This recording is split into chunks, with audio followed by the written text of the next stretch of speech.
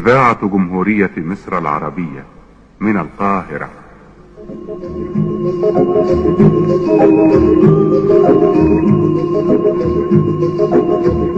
من حديقة الشعر والكلمات أقدم لكم قطرات الندى، لمحة شاعرة نقدمها لكم كل صباح.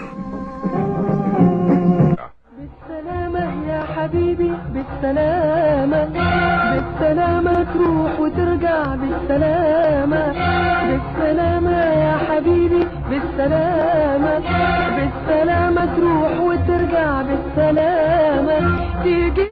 والله يا ولاد الواحد سرحان كده وعمال يفكر من بداية النهار، مش عارف يعمل ايه في المشكلة بتاعت هناء دي. ربنا يعديها على خير. والله يا سيد الواد ابراهيم ده كويس خالص، هو ابن اصول كده وانا بحبه. مش عارف اروح اوديله الدهب ونخلص منه، ولا اتصل بيه اقول له تعالي نحل المشكله ونشوف ايه اللي زعلك. بصراحه مش عارف اعمل ايه. انا خلصتك من الموضوع يا حاج، الموضوع خلص خلاص. ايه دي والنبي اتخضيت يا ام هناء، انت كنت فين يا بيت؟ هكون فين يا اخوي؟ مش بقول لك خلصت الموضوع، رحت اديته الذهب بتاعه وفهمت ام فاطمه كل حاجه وخلصنا وخلاص. قلتم يا ولاد، قلتم من بنتي وقلتم من مراتي وقلتم من بيتي كله. اطفش يا ولاد اطفش. في يا اخويا مالك؟ انا عملت اللي كان مفروض انت تعمله. انت يا ولي في حد قال لك انت وبنتك تتصرفوا بنفخوا؟ هو انتوا مش عندكم راجل في الدار هنا؟ يا جزمه يا بنت الجزمه انت وبنتي. بقول لك ايه، احترم نفسك، انا ما عملتش حاجه. خلي لسانك ده جوا بوجك احسن. انا مش طايقه جرف يا اخوي، انا مش ناقصه، كفايه اللي انت عامله انت وامك في الدار. بصوا يا ولاد، كل ده عشان الواد جه يتكلم معايا شويه وطلع اللي في قلبه. والنبي يا ام هناء لا اطلع اضربك انت وبنتك بالجزمه عشان اللي انتوا بتعملوه دي مش عجيب. بقول لك ايه، كل شويه يتصل بالبيت ويقول لها ابعتي الذهب. وسعاد اتصلت بيه وقالت له معلش يا ابراهيم انت زعلان ليه؟ قال لها برضه ابعتي لي الذهب. هو يا اخوي الذهب بتاعه دي اللي هياكلنا ولا شربني؟ رحت مدياه في وش اخته وقلت لها يا حبيبتي احنا مش محتاجين حاجه، يلا سلام عليكم، احنا ولا عايزين اهله ولا عايزين غيره. المفروض بقى ما يتصل ببنتك ويقول لها كده، ويتصل كمان بسعاد ويقول لها كده في راجل في الدار تقولوا له وهو اللي يرد وهو اللي يتكلم. مش تروح يا اختي يا فلحوسه انت يا اللي عامله ذكر البلابر انت تاخدي الذهب وتروحي توديهوله. والله يا ام هناء افوق لك بس واروح لاخوكي واقول له كل حاجه انت بتعملها بتضايقك. والنبي هو انت لسه فاكر اخوي؟ ده زمانه مات واتدفن يا اخوي، ده انا نفسي ان اخته نسيته. بقول لك يا حاج مش تقعد تخربط بالكلام كده وتضايقني، سيبني اطلع لبناتي واقول لهم انا عملت ايه. اخربط بالكلام؟ ماشي يا ام هناء، ما نشوف اخرك ايه معايا هنا في الدار. بقول لك ايه، عايز اسالك سؤال. اسال يا اخوي، اما نشوف اخرك ايه. انا قمت الصبح كده لقيت المحفظه بتاعتي ما فيهاش الفلوس. هو انت خدت الفلوس من وراي؟ لقه يا اخويا لقى؟ هو ايه اللي لقى دي يا ولاد؟ قلت لك لقه يا اخوي، وابقى روح اسال ياسمين صبري هي اللي تقول لك يعني ايه لقه. بقول لك ايه يام، هو فين ابوي؟ احنا هنفضل واقفين كده هنتاخر كده يام. ما تخافش يا اخوي، ما انا معاك اهو يا سعيد، ما تستعجلش، هنروح يا اخوي وهنجيبها لك. يلا يا حاج فتوح هنتاخر. في يا اولاد ما تستهدوا بالله كده، الواحد مش عارف يرتاح يعني، كنت في الحمام. معلش يابا عشان مش عايز اتاخر. بقول لك ايه يا ابو سعيد، انت هتتكلم على موضوع حسن النهارده ولا هنجيب سعاد ونيجي على طول؟ لا ما احنا لو هنجيب سعاد ونيجي على طول انا ماليش اي لازمه. خدي ابنك وروح هاتي مراته وتعال. لا يابا والنبي انا عايزك يابا، اصل المره دي امي بوظتها خالص وانا عارف الحاج مش هيسيبني، فانا عايزك معايا حقك عليا. انا عارف ان انا هتعيبك بس بالله عليك خليك معايا. حاضر يا سعيد، بس يعني امك بتقول المره دي احنا ممكن يعني مش نتكلم على حاصل ولا نعمل ايه؟ لا يا حاج ما دام رايحين يا اخويا بالمره نتكلم في الموضوع، واحنا لسه هنجيب سعاد ونرجعها وبعد كده نبقى نتكلم في التليفون ونرجع تاني. لا بالمره يا اخوي، ولو وافقوا خلاص يتصلوا بيني، مش وافقوا خلاص يا اخوي احنا عملنا اللي علينا. وكمان سعيد اخوه قاعد وسامع كل حاجه، انا خلعت نفسي بايدي وخلعت كمان نفسي من الموضوع. يلا طيب نتكل على الله. ماشي ياما، يلا ياما وبلاش التلقيح الكلام دي، انا فاهم كل حاجه. امشي يلا عشان ما نتاخرش. ماشي يا اخوي حاضر. انا خايفه قوي يا سعاد، هي امك اتاخرت ليه كده؟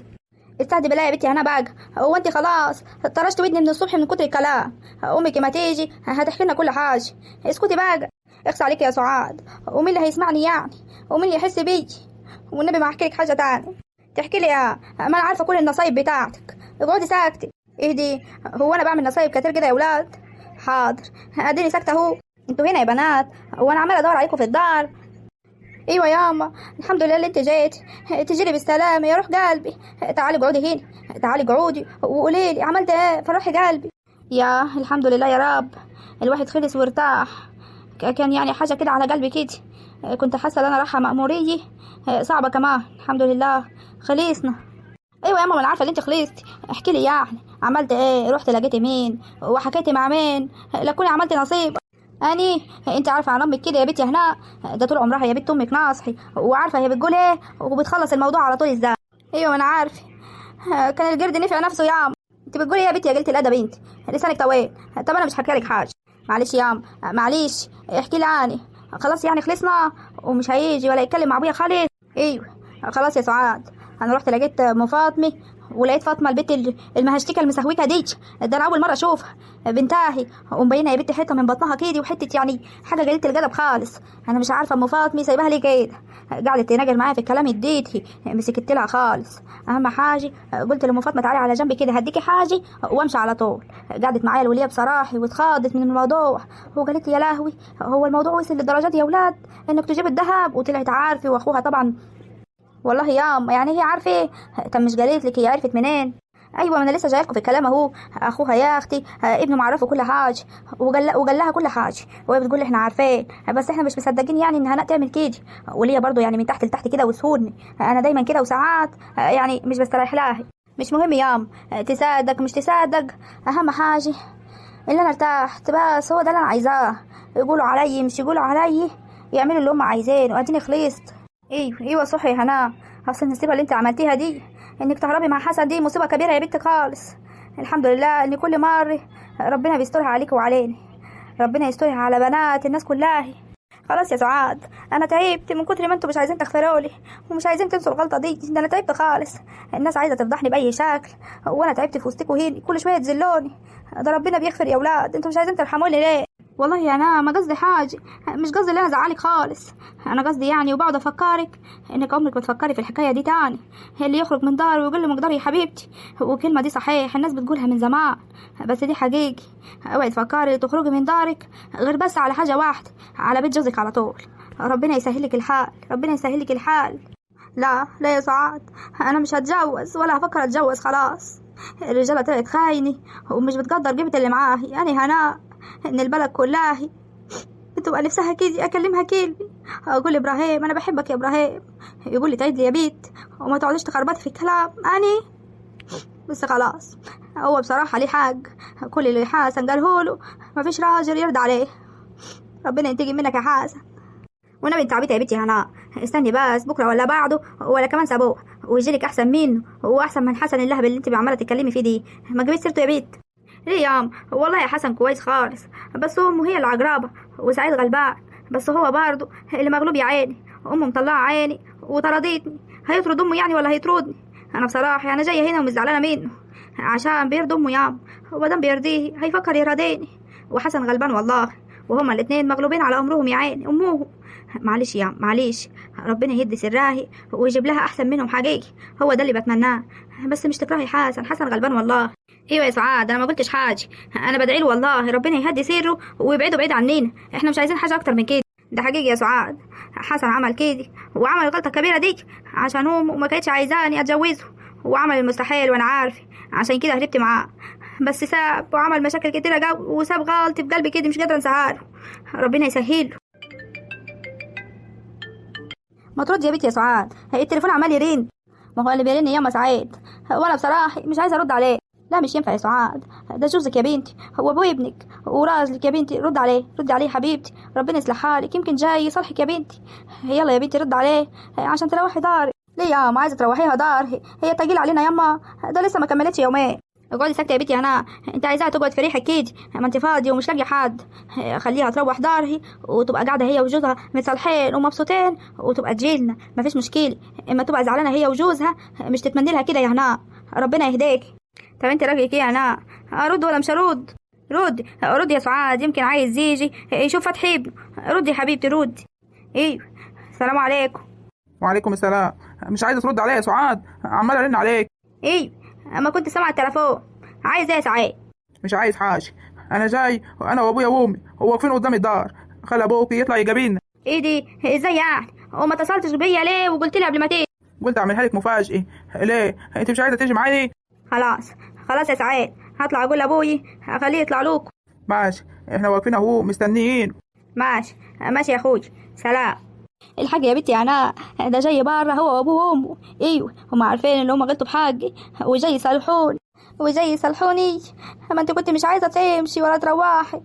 اهدي، يعني انت قصدك ايه؟ انا ما تقعديش تضايقيني بالكلام. اقعدي ساكته يا بنتي يا مصان طويلي انت. اقعدي ساكته. بقول لك اعمل ايه يا عم؟ بيقول لي ان هو جاي هو وابوه وامه وواقفين قدام الدار، وقال لي قولي لابوك يطلع يقابلنا. اعمل ايه؟ اعمل ايه يا عم؟ اروح ولا لا؟ ايوه طبعا يا سعاد. هو انت ليك غربتك يا بنتي؟ الواحده مش ليها غربت جوزها. ما تسمعيش كلام البنت الهبله دي، هي لسه ما اتجوزتش ولا خلفت، فمش حاسه بالكلام دي. صح يا عم، انت كلامك حلو يا خالد، بس اوعي تروحي يا سعاد غير ما حماتك تحب على دماغك كده وتقولك ما تزعليش يا سعاد، عشان ما تعملش كده تاني وتاخدي حبيبتي نية وتطردك من دارك، وتقولي لها وتنبهي عليه ان ده داري، اللي مش عاجبه يمشي هو، مش انا اللي امشي. شايفه ايه يا عم؟ اقول كده؟ لا، البنت دي هتطلق تاني يوم، مالكيش دعوه بيه. انت اقعدي بس وشوفوا هما يعملوا ايه. جوزك قالك يالي معاه، مش يالي وابوك اداهم بالبول وزعلوا يبقى غاروا في داهي، ما نغلطش بعدين. انت زعلانه يا عم عشان بقول لها تاخد حقها؟ ما رحتيش يا اختي اتكلمت معاها ليه وهي بتطرد بنتك من دارها؟ والنبي يا عم انت اللي مش فاهمه حاجه، خليكي بتبتك دي وحنيتك على الناس، والناس مش بيدونا اي حاجه من اللي انت بتعمليه معاهم. دع الخلق للخالق يا حبيبتي، انا بعمل اللي بعمله ده لله، انا ماليش دعوه بحد. صح يا عم، والنبي يا ما انت جميل. روحي يا بنتي يا سعاد وما تحطيش ودانك مع اختك، عشان البنت دي شطاني ولسانها طويل وهتبوظ حياتي. روحي قولي لابوك اني سعيد مستنيه بري، وخليه يفتح له الباب وخليهم يقعدوا يا حبيبتي في القاعي واحنا جايين نقدم لهم حاجه يشربوها. حاضر يا عم. واحنا هنفضل واقفين كده يا حاج قدام الدار؟ يعني شيء انت اتصلت يا سعيد بسعاد المفروض تجري هي وابوها يجون يفتحوا لنا الدار. عيب والله، عيب اللي بيعملوا فينا دي. اديني مستحمله اهو وساكت وحاطه لساني بوق. معلش يا ام سعيد، بس احنا يعني المفروض والجسور ان احنا قبل ما نيجي كنا اتصلنا بالحاج عبد الله. انا عارف ان هو مش كان هيعمل كده خالص، بس ابنك اللهبل والله طل دي حب يعملها مفاجئ. مفاجأة ايه؟ الجسور هي اللي لازم تتعمل يا سعيد، وانت اللي حطيتنا في التهزيق ده. خلاص يابا سيبوني مبسوط شويه يابا، انتوا كل حاجه تعملوا عليها مشكله. خلاص انا اتصلت بيهم وزمانهم جايين، وانت بتقعدي ساكته يا ام سعيد. ما احنا متفقين على ايه؟ ولا قول يا اختي. لا انا مش قصدي حاجه، يعني انا مش قصدي عليك ولا كمان قصدي على سعاد، انا قصدي يعني على ابوها واميه ان هم مش بيقدروا حد. مالكيش دعوه بيهم ياما، وخلي نصيحتك دي لنفسك. بقول لك ايه يا سعيد، هو انت كمان جايب لها ورد؟ ايوه يا عم، سعاد بتحب الورد خالص، وانا عارف اللي هي اول ما تشوفني كده هتسامحني. والنبي يا اخوي ده انت ما فكرتش ولا مرة ولا جه على بالك، وانا زعلت معاك كتير انك تجيب لي ورد زي دي. ايوه يا اخوي، مع الراجل الماس ربي يا خايبي للغايبي. ماشي يا سعيد ماشي. ليه يا عم؟ هو انت اتجوزت اخوكي؟ ما انت اتجوزتي وامه ربت للغيبه برضه، ما انت الغيبه يا اختي. وعايز اقول لك كمان انه سعاد ياما بنتي رقيقه كده وبنتي كيوت، ما انت شديده ياما وزي الراجل بالظبط. يجي لك ورد ازاي يعني؟ ده احنا نجيب لك جاموسي كده يا اخوي. ماشي وانا راضيه بالجاموسي، بس انت هاتي. شايف يا حاج ابنك عمال يتمقلس علي، وسعاد لسه ما راحتلهوش الدار. ما تروح يا اخويا معاه، هيعمل معايا ايه؟ اقعدي ساكت يا ابو سعيد، قلت لك اقعدي ساكت، والنبي اتكلم واقول كل حاجه واعمل لك جريمه دلوقتي، واخليه بعد كده هو اللي يقلب عليك. مش انت بتقلبيه علي، انا هقلبه عليك. خلاص يا اخوي اديني ساكته اهو، بس هم يعبروني ويجوا يا اخويا يفتحوا لنا الباب. طب انا اعمل ايه يا حاجي؟ عماله تقول لي والنبي يا عبد الله، بالله عليك يا عبد الله ما تخلي امك تجيب لي الدايه هيني، خليها تولدني في المستشفى، وخايفه خالص يا عم، مش عارف اعمل لها. تروح ردد عليه وتقول لها روح لست ابوهم قولي لها الكلام دي، عشان الكلام دي ما بيخشش نافوخ حد. اوديها المستشفى ليه يا اخوي؟ احنا جاهلين ولا جاهلين؟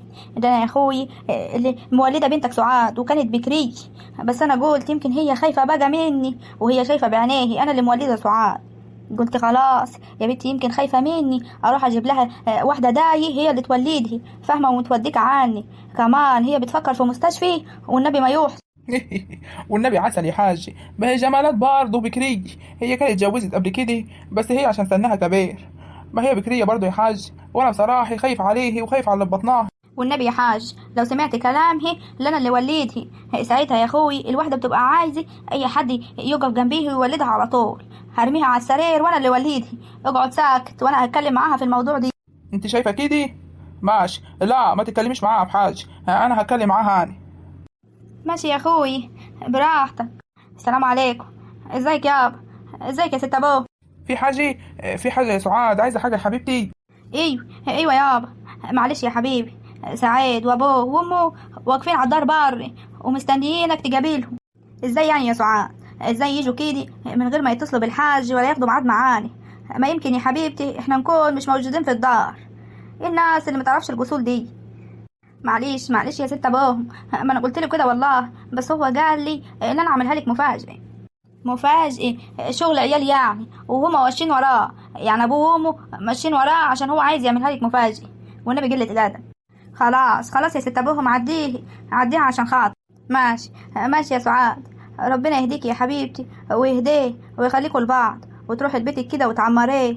ربنا يرزوه ويصلح ما بينكم. روح قوم يا حاج افتح لهم الباب وقابلهم، ومعليش عديه عشان خاطر سعاد. حاضر يا حاج، بس ما حدش يتكلم وانا قاعد. ايوه طبعا يابا، محدش يقدر يتكلم وانت قاعد. عالضال ليه؟ انا مش هسكت للوليه دي، ولازم اديه كلمتين فوق نفوخه. لا بالله عليك يا ست ابوه، ما تعمليش مشكله، خلي القعده تعدي على خير. اقعدي ساكته يا سعاد، انا برد لك كرامتك يا بيت. اقعدي ساكته. اللي انت شايفاه يا حاج، انا اروح افتح لهم وتعالي ورانا على المنظر. ماشي يا اخوي. تعال يا حاج فتوح، تعال يا سعيد، منورين والله. السلام عليكم. ازيك يا حاج عبد الله، عامل ايه؟ الحمد لله، احنا عال خالص. تعال اتفضل كده يا سعيد، سايب ابوك وامك واقفين كده قدام الدار. هو انتوا يا جماعه ناس غريبه؟ لا يا حاج، ما احنا ناس نعرف الجسور، ما ينفعش اللي احنا نخش دار حد كده من غير ما نستأذن. مش كفايه اللي احنا ما رفعتش سماعه التليفون واستأذنا قبل ما نيجي؟ حقك علينا. السلام عليكم. ازيك يا حاج، عامل ايه؟ الحمد لله يا سعيد. ايه دي ورد؟ ايوه يا سعاد، يا بختك. ماشي يا حبيبي، ربنا يخليكم لبعض. اقعدوا بقى، انت هتفضلوا واقفين كده؟ ايه ده يا حاج، انت قاعد في الارض ليه يا حبيبي؟ اطلع اقعد جنب سعيد هنا، احنا عندنا كنب يا ولاد، قاعدين في الارض ليه؟ لا يا حاج، الله يبارك لك، والله يا حبيبي انا بحب اقعد هنا كده، هو مكاني كده الارض، انا ما بحبش قعده الكنب، بتتعبني. ايوه صدقت والله، انا كمان بحب اجيب الشلته كده واقعد عليه واولع التلفزيون واجيب الراديو على ام كلثوم واريح دماغي. قعده الكنب والحاجات اللي فرنج دي انا مش واخد عليه. بقول لك ايه يا حاج، هو فين فتحي صحي؟ فتحي ده فجري، والنبي ابنك ده فجري يا واد يا سعيد، بيقعد كده يلخبط الدنيا ويرمي دي ومبوظ الدار كله، بس والله على دماغي زي العسل، واحنا بنحبه خالص، ربنا يخليه لك. هتاخدوا مني كده يا سعيد؟ ده البنت ما كملتش يومين يا ولاد. تروح بس يا حاج دارهي وتملا كده هي وابنها، وتتفق هي وجوزها يجوا لك كل اسبوع، وربنا يخليك ليهم يا حاج. ايوه ماشي، انا ما عنديش مانع يا حاج، اصل يعني بنتي مش هي اللي مشت من دارهي، يعني معلش، يعني مش كنت انت السبب؟ مش انت اللي طردتها من دارهي؟ خلاص يا حاج معلش، يعني ما تزعلش مني، انا مش عايز افتح الموضوع دي، انا جاي احب على راسك واحب على راس مراتي واخدها اروح داري. ازاي يعني يا سعيد عايز تقفل مع الموضوع؟ لو الموضوع يا حبيبي مش شغلك، يعني انت ولا ابوك ولا امك، الموضوع شاغلني. ازاي تطرد مراتك يعني من الدار وانت قاعد كده، وكمان جايين من غير استئذان، وكمان مش عايز نفتح في الموضوع، وكمان عايز تاخد مراتك وتمشي؟ لا يا حبيبي مش بمزاجك. طب انت ايه اللي يرضيك يا حاج؟ هو ايه اللي يرضي سعاد؟ احنا مش عايزين يا اولاد البيت يفضل مخروق كده، مش ينفع، حقك علينا. هي لو ليه بنت يا حاج هتعمل معاها كده ولا هترضى ان هو يتعامل معاها كده؟ لا طبعا، قلبها يوجعها، وزي ما قلبها بيوجعها على عيالي انا قلبي يوجعني على بناتي. بقول لك يا حاج، سعاد مش هتروح. لا يا حاج عبد الله، سعاد هتروح وكل حاجه، بس بشرط. اشرط يا حاجي زي ما انت عايزه، بس يعني بالقصور، عشان يعني احنا نسايب وحبايب، مهما حصل احنا يعني مش هنخرج بره بعدين. ايوه طبعا يا حبيبتي، احنا عمريني ما هنخرج بره بعض، مش عشان احنا كمان نسايب، لا ده احنا بينا فتحي، يعني لحم ودم، بس احنا هنعمل حاجه كده وهنشروطها.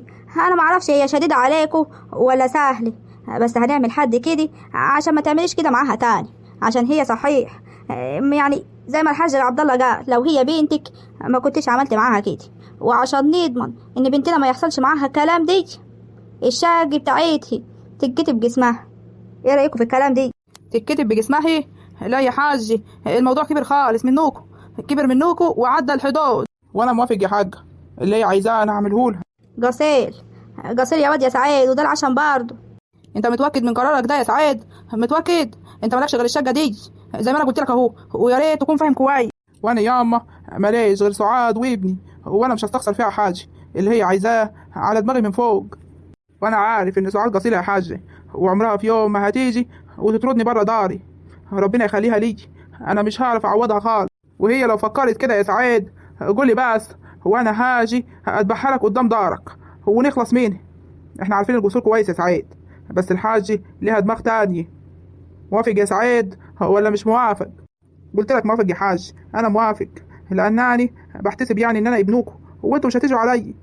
والله يا سعاد لو امك دي مش امك انا كنت يا ابني قلت كلام تاني، بس حرام سعاد متبهدله ما بينكم.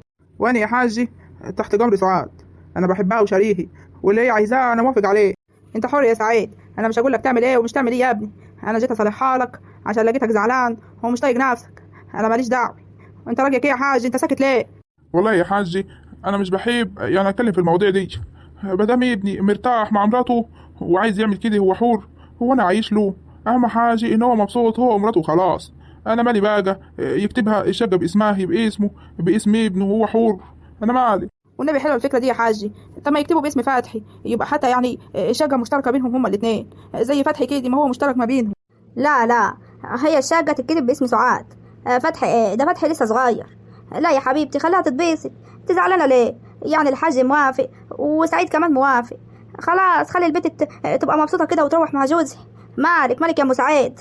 ده انت هتموتي نفسك من الهريه اللي انت فيه. ماشي يا حاجي اللي انتوا شايفينه. نادوها بقى وهاتوا فتحي خلينا نمشي. حاضر. انت مستعجله ليه كده؟ هنادي بس هناء تجيب لكم الشاي.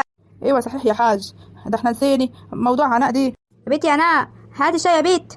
هو انا لازم انادي عليكي؟ هاتي يا بنت الشاي. انا جيت اهو يا ست ابوه، لازم تقعدي تزعقي كده وتحرجيني قدام الناس. بسم الله ما شاء الله. هي دي هناء؟ ايه هي دي هناء بنتي. ما هي شبه سعاد، هما الاتنين شبه بعض، بس يعني بيفرقوا. بس ده انا بعرفهم من شعرهم، كل واحده عامله قصه على نافوخي. ربنا يهديهم بقى. ازيك يا سعاد؟ عامل ايه؟ الحمد لله يا هناء. فتحي عامل ايه؟ وسعاد وحشني خالص. هما فين؟ ممكن تنادي عليهم يا حاج؟ ما تقلقش يا اخوي، ما تقلقش، هتطلع لك دلوقتي. اول ما سمعت اللي انت جيت لمت هدومي ولبست فتحي وجاي لك الهواء. دايما فتحانه يا هنايا ام الصندوي. وانت ازيك يا حاج؟ عامل ايه؟ مش تسلم علي؟ معلش يا هناء يا بنتي، انا محروج بصراحه يا سلم عليك. يعني انا مش ليا كلام بيني وبينك فانا محروج. لا عادي، انا زي بنتك. قول لي عامله ايه يا هناء وخلاص، وانا لو لقيتك محروج مش هرد عليك. عسل يا هناء، ربنا يحفظك. وانت يا حاجي، هو انا يا حبيبتي كنت نايمه في حضنك؟ مش تسلم علي؟ وانا مش زي سعاد يا ولاد ولا ايه؟ حبيبتي يا هناء معلش، انا مركزه في شويه حاجات في دماغي كده. معلش يا حبيبتي انا مش واخده بالي. مش واخده بالك؟ هو انا خسيت يا ولاد ولا ايه؟ ده انا جاموسه واقفه مش واخده بالك. ماشي، انت عامله ايه؟ انا بسلم عليك اهو. انت عامله ايه يا حبيبتي دلوقتي؟ الحمد لله انا كويسه خالص يا هناء. انت عامله ايه؟ مش صحيح مش هناء دي العروسي؟ ايه انا هناء الجاموسي مش العروسي. ما خلاص اتكل على الله وسبناه، مش كان داخل نافوخنا رمينا له الذهب وقلنا له بعد السلام. والنبي بركه يا هناء بركه، هتفضلي طول عمرك من نصيبنا يا هناء. احنا جايين النهارده يا حاج عبد الله عشان نتقدم لهناء وناخدها الحاس. ايه يا ولاد الصدمه اللي انا خدتها في نافوخي دي؟ ده انا اكني خدت شمعة على نافوخي. الواحد ضايق خالص. هو انا اتطرشت ولا ايه؟ انت يا بنتي انا خش على جو، انا داخله من غير ما تقولي، عشان لو كنت قعدت دقيقه تاني انا كنت مت هنا. مالك يا هناء؟ انت مش موافقه على حسن ولا ايه؟ بقول لك ايه يا حاجي، مش احنا قفلنا الموضوع دي يا حبيبتي وقلنا ما حدش يتكلم فيه تاني؟ احنا مش فتحناه قبل كده يا حاجي عشان نكفيله. احنا جايين النهارده نصالح سعاد ونتكلم في موضوع هناء وحسن. انتوا موافقين علينا تناسبونا تاني يا اولاد ولا مش موافقين؟ انت ساكت ليه يا حاج؟ موافق يا حاج تناسبني تاني ولا مش موافق؟ بصراحه يا حاج انا مش عارف اقول لك ايه. انت دخلت يعني الجمهور كده ببعضيه، مش مديني فرصه.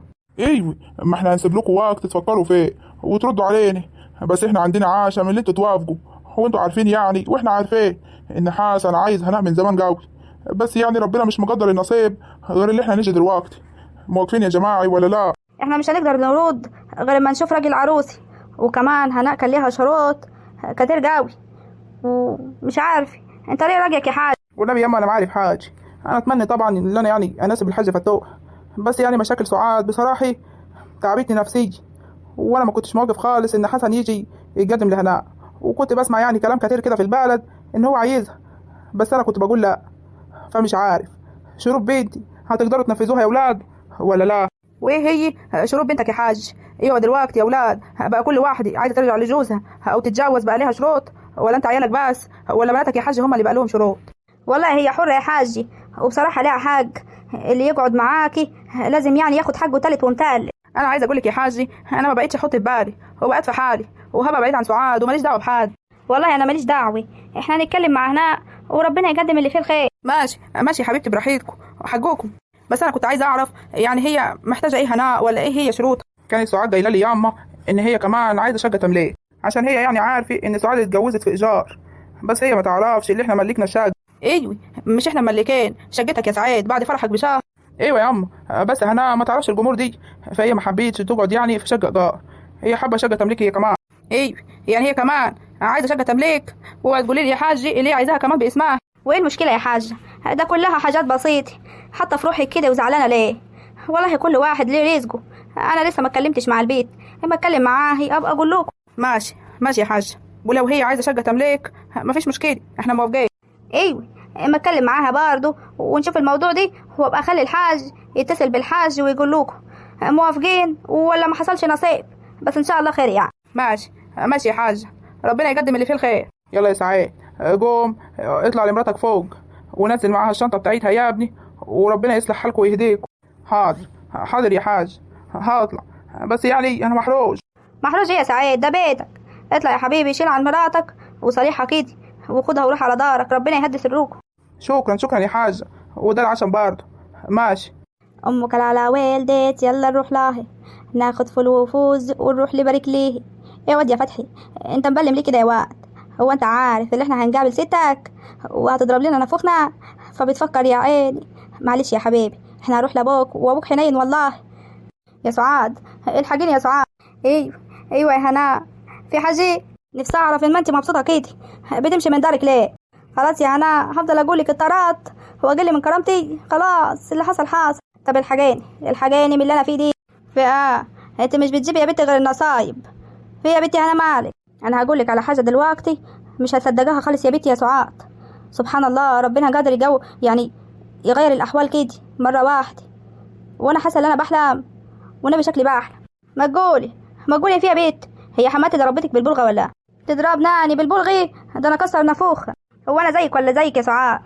طب فيها ما تنطقي، شكلها طلقتني من سعيد ولا ايه؟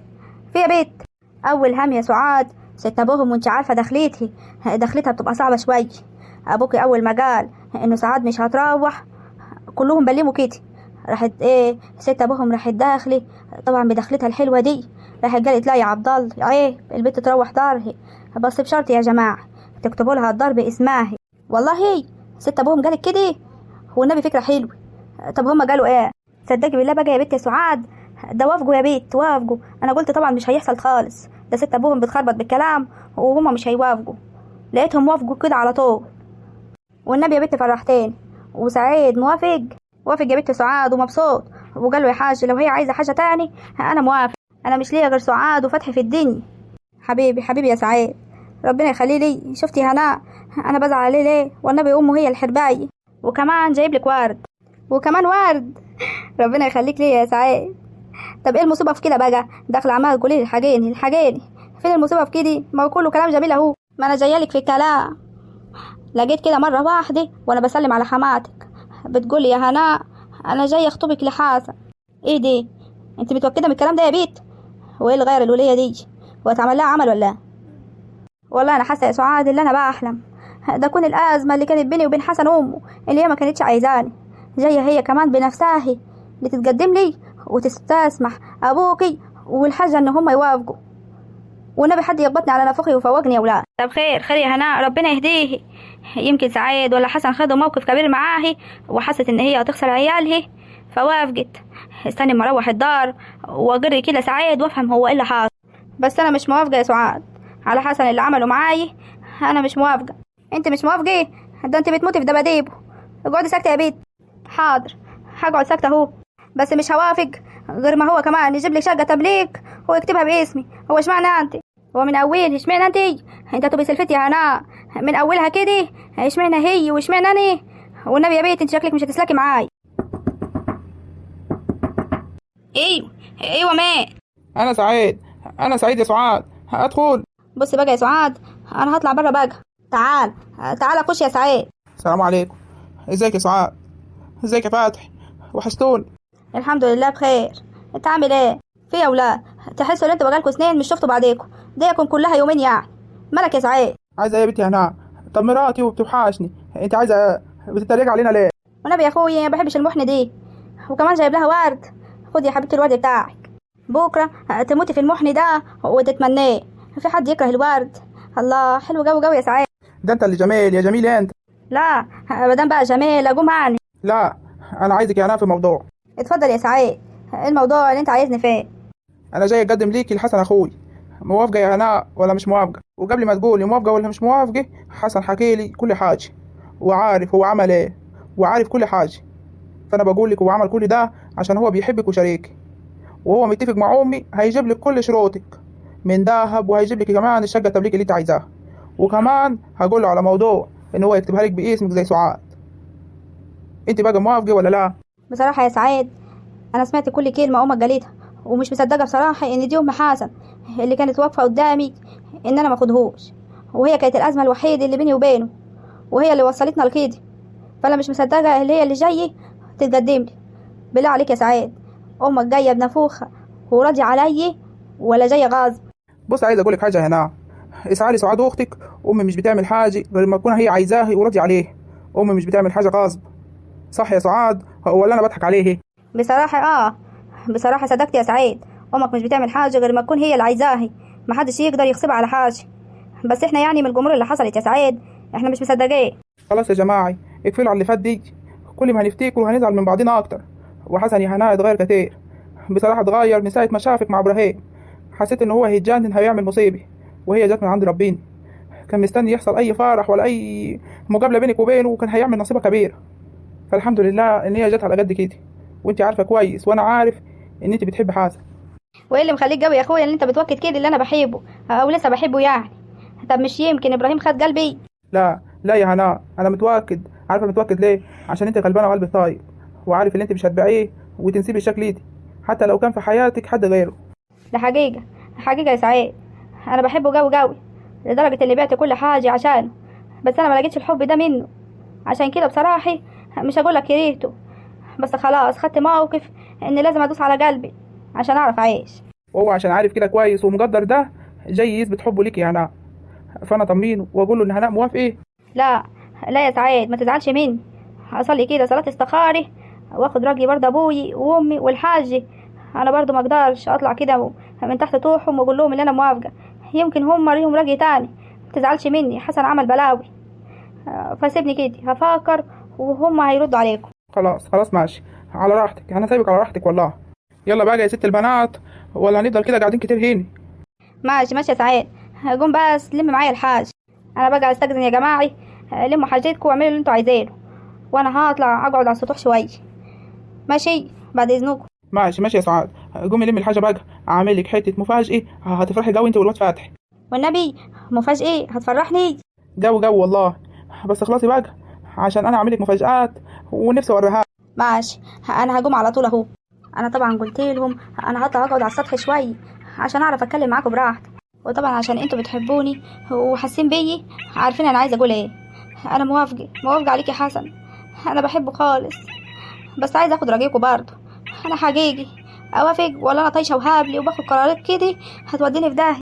انتوا بس اكتبوا لي في الكومنتات وافق يا هناء ولا مش هوافق، وانا والله هسمع كلامكم. ابعدي بقى عماله تاكلي في رجلي. هو انا مش عارف ايه اتكلم مع حبايبي المتابعين بتوعي؟ هو انتوا لو موقفكم هنا يطلعوا على فوق، انا غلطاني اللي انا بفتح العيش عليكم. ماشي ماشي يا متابعين يا حلوين، واكتبوا لي في الكومنتات بقى اعمل ايه. انا طبعا هصلي صلاه استخاري وهشوف ربيني هيختار لي ايه، وطبعا ربنا اللي يختاره لي هو الخير. وطبعا برضو هستنى يعني هتقولوا لي ايه. انا عارفه ان انتوا بتحبوني ومش هتتمنوا غير مصلحتي. ماشي، وعايزه لايكات كتير وكومنتات، عايزه القناه تعلى كده والناس تشوفني وحبايبي يزيدوا. ماشي حبايبي، وشكرا لكل واحد وواحده سالوا عليا انا وسعاد وقالوا لنا الف سلامه، وكمان كانوا بيدعونا من قلبهم. احنا بنحبكم قوي قوي يا ولاد. يلا انا هسيبكم بقى عشان انا حاسه ان انا اكلت دماغكم. ماشي يلا حبايبي، سلام عليكم.